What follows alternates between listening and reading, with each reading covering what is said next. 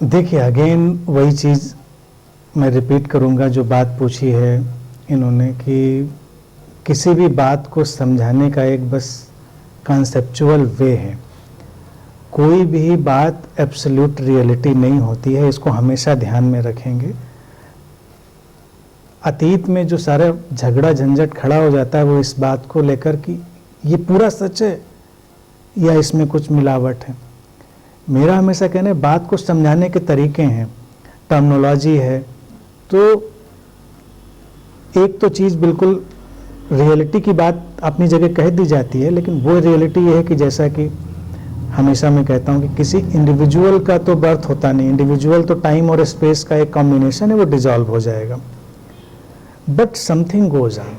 लेकिन कुछ है जो आगे कैरी होता है। अब वो क्या है, इसके बारे में ठीक ठीक कहा जा सकना संभव नहीं है। कोई भी इसको ठीक ठीक न कह सका है न कह सकेगा।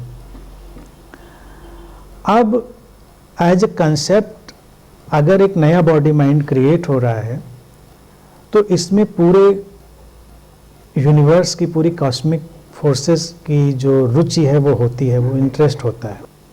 और चूंकि पूरी जो यूनिवर्स है एक बॉडी माइंड को क्रिएट करने में इंटरेस्ट लेती है, तो उसमें बहुत सारी मिस्ट्रीज हो सकती हैं, बहुत सारी चीज़ें हो सकती हैं। एक बॉडी माइंड एक खास लर्निंग और एवोल्यूशन का हिस्सा बेशक होता है। वो जब एक खास लर्निंग का हिस्सा होगा और उसके माध्यम से एक खास किस्म का एवोल्यूशन आगे जाने वाला होगा, तो उसमें बहुत सारे इनपुट भी हो सकते हैं। इनपुट डालने के बहुत तरीके हो सकते हैं। अब हम उनको स्पिरिट गाइड कह सकते हैं, फोर्सेस कह सकते हैं, हम शटल, कोई भी एलिमेंट्स कह सकते हैं, हम कुछ भी कह सकते हैं उन चीज़ों को। उन नामों में बहुत नहीं अटकना चाहिए। कहने का बस तात्पर्य इतना है कि ये कॉन्शियस यूनिवर्स है।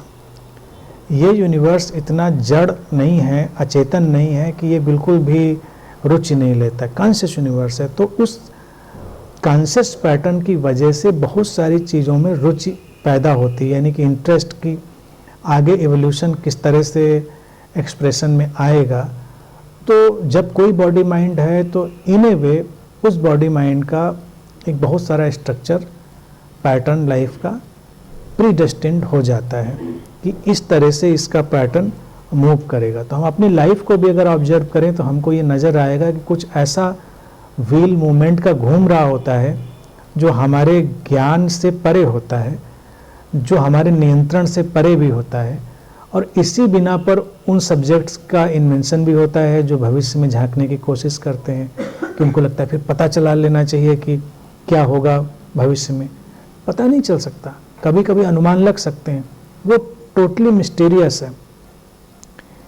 मैं भी कहता हूँ कि ये बॉडी माइंड की अपनी डेस्टिनी है, प्री डेस्टिनी है, लेकिन डेस्टिनी का मतलब ये नहीं कि कहीं को लिखा हुआ है। Day by day, moment to moment की कंडीशनिंग भी उसको शेप कर रही है, और एक शेप उसको पहले भी मिला हुआ है, और एक शेप उसको पूरा यूनिवर्सल फोर्सेस अभी भी राइट नाउ दे रही हैं। तो वो मोमेंट आगे जाएगा।